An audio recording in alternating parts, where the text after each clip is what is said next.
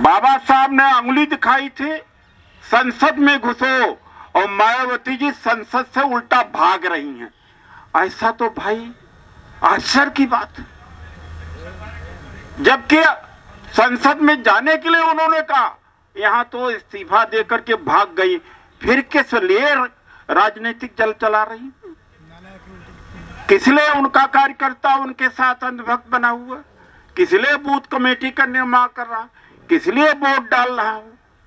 जब संसद से नेता ही भाग जाए तो बाबा साहब डॉक्टर अंबेडकर जो सामाजिक न्याय के हमारे पुरोधाओं ने जो भी शिक्षा दिया उसका बिल्कुल विपरीत किया गया, और उसका ही परिणाम है। अगर आज हमारी भागीदारी खत्म हुई है, हमारा आरक्षण 0 हुआ है और शिक्षा महंगी हुई है, सबसे ज्यादा गुनाहगार यही है, असली कातिल यही है, क्योंकि ये संसद से भी भागे हैं, सड़क पर भी नहीं लड़ रहे हैं, 5 साल सोते रहे हैं, केवल दलित समाज का केवल वोट चाहिएगा, नोट चाहिए था, यही करते रहे।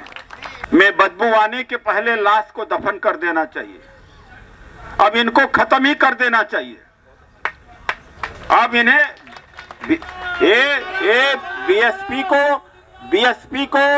बीएसपी को जितनी जल्दी खत्म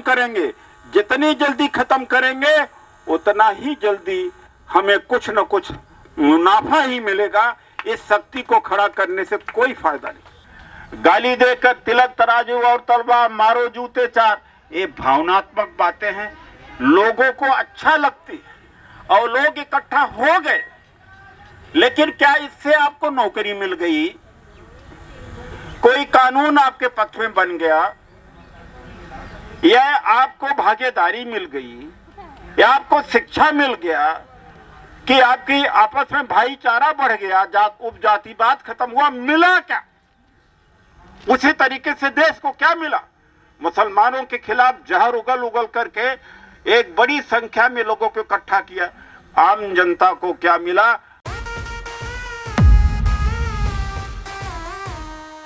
ये पैगाम है भारत के हर कंटेंट क्रिएटर के नाम। जय भीम बड़ा सीधा हंसी, जय भीम जय Bhim app available on the play store and Apple app store now.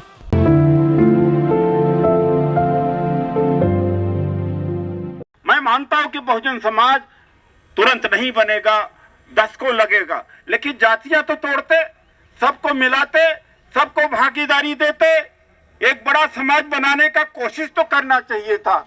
और यहां पर उल्टा तोड़ा गया।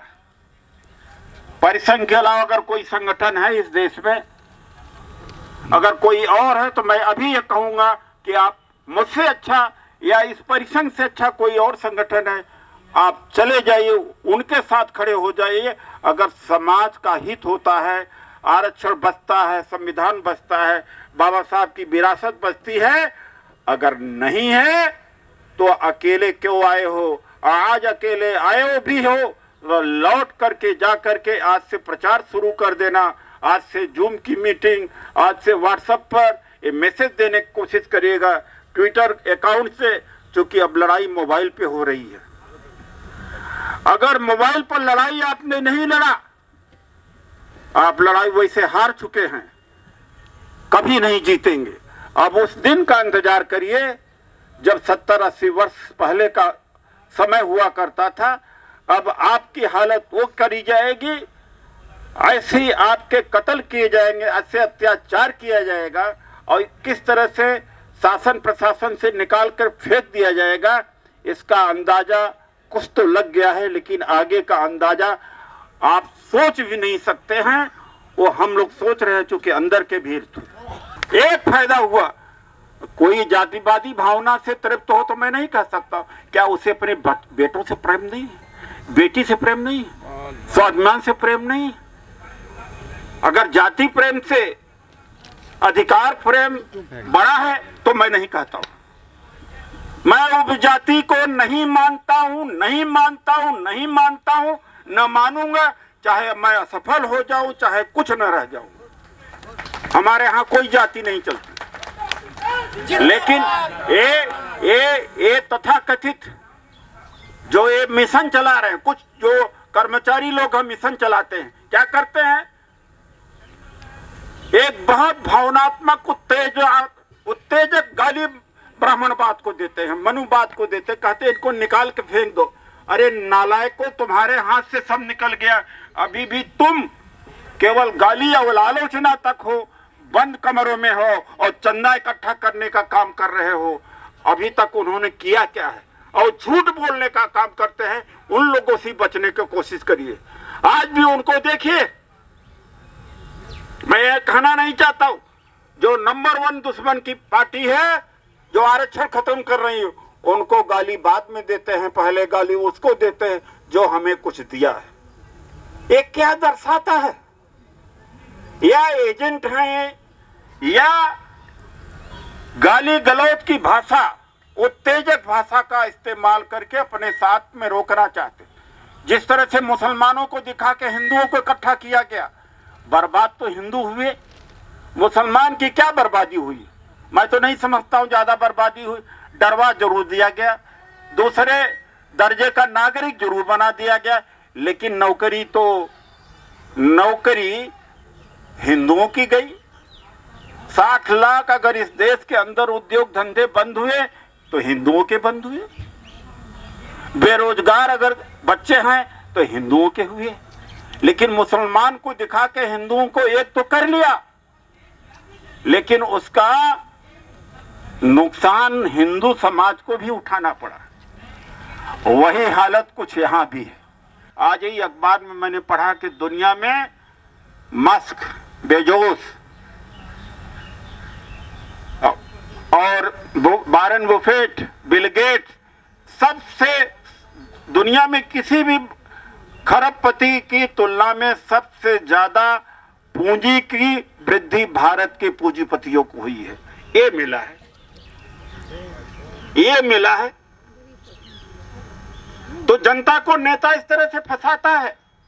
मैं भी फंसा सकता था, अभी भी उस रास्ते कि जहां एक झगड़ा हुआ पहुंच गए, हु करने लगे, जनता आने लगी, फिर हमारे मतलब रुतबा बढ़ने लगा, फिर बार्गेनिंग करने लगे एमएलए एमपी के लिए। इससे समाज को क्या मिलेगा? इसको नौकरी मिलेगी, इससे शिक्षा मिलेगी। तो मैं इसलिए आप लोगों से कहना चाहता हूं कि आज यह कार्यक्रम प्रतीकात्मक तौर से है, पूरे देश में हो रहा है आज, और बड़ा होना चाहिए। मैं सामने जिसको देखता हूं सब नेता ही है करीब करीब। मैं समझता हूं कि समाज के अंदर सुस्ती है, निराशा है, वरना जनता भी साथ में आती है, आपकी मुश्किलें भी हैं, लेकिन आप प्रयास करिए। मैंने आपसे कहा कि मोबाइल पर लड़ाई लड़ना सीख जाओ, मोबाइल पर लड़ाई लड़ना सीखो और यही संदेश लेकर के आज जाना, और इस संदेश को पालन जरूर करोगे, क्योंकि दुनिया गई है बदल। लड़ाई लड़ने का तरीका गया है बदल, और इस बदले स्वरूप में आपको अपने को नहीं बदला, आप खत्म हो जाओगे, खत्म हो भी गए। आज सेंट्रल इलेक्ट्रॉनिक्स लिमिटेड के साथी यहाँ पर आए, 2000 करोड़ की कंपनी 200 करोड़ में बेची गई है, और जो खरीदने वाला है उसकी कोई पूंजी नहीं है, 10 करोड़ बैंक के लोन से खरीदा है। आप समझ गए इसका क्या मतलब? LIC बिकने जा रही, सब बिकने जा रहा है। आगे क्या करोगे? मान लो आपके बच्चे नहीं तो आपके रिश्तेदारों के बच्चे होंगे, आपके समाज के लोग होंगे। जरा उनका चेहरा देखना, उनका भविष्य देखना। जब उनका धुंधला चेहरा देखोगे, जब उनको गुलाम होते हुए देखोगे, आप एक कल्पना करिएगा, एक सपना देखिएगा कि आने वाले मेरे मरने के बाद गुलाम होंगे या मेरे जीते ही गुलाम होंगे। अगर वो सपना भी देखोगे तो हमारी बात और परिसंघ की बात आपको समझ में आ जाएगी। हमारे लोग भी बड़ा हिंदू बन जाते हैं, बड़ा हिंदू बन जाते हैं। हिंदू बने, हमें कोई दिक्कत नहीं, लेकिन क्या धर्म ने एक नौकरी दिया था, एक कांस्टेबल लगाया था, एक डॉक्टर बनाया, एक IAS बनाया? अगर बनाया हो तो बन जाओ। तो संविधान 2025 में खत्म होने जा रहा है। अगर आप में परिवर्तन नहीं हुआ, आप जगे नहीं, जगे तो हैं, आप सक्रिय अगर नहीं हुए तो 2025 में जब 100 वर्ष पूरा हो रहा आरएसएस का, ये संविधान खत्म हो जाएगा। और देखना, जब 15 साल 10 साल 5 साल पहले मैंने कहा, मुझे पिछले वर्ष भी कैबिनेट मिनिस्टर का दर्जा ऑफर किया गया था, मैं वहां रह करके भी क्यों बेचैन था, मैं देख सकता था और देख रहा था वो हो रहा है, समाज नहीं मान रहा था। अब प्रधानमंत्री बनाएंगे बहन जी को, मुख्यमंत्री बनाएंगे, अरे बना भी लोगे तो क्या मिलेगा भाई? आज तक कभी कोई लड़ाई लड़ी है? जरा सोचना, कल्पना करना कि 10 साल 15 साल 20 साल के बाद क्या होगा। अगर सही सोच पाए तो एक नया आंदोलन फिर से खड़ा होगा।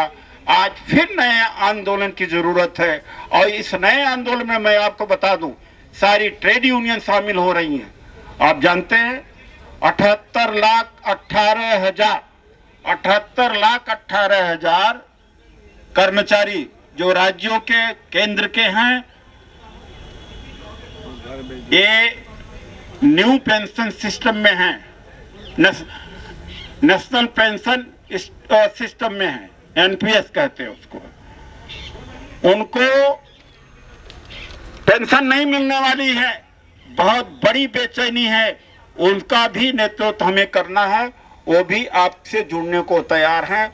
अब समय आ गया कि सभी जुड़ने को आपको तैयार है।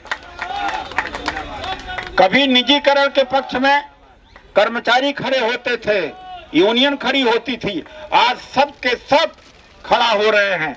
आप खड़े हो जाइए जल्दी, नेतृत्व तो आप भी करेंगे उसका। इन्हीं शब्दों के साथ आप सभी साथियों को मैं यह धन्यवाद करता हूं, आप आए, लेकिन मेरी बात को मैं फिर समझ लेना कि मोबाइल पर लड़ाई लड़ना सीख जाओ।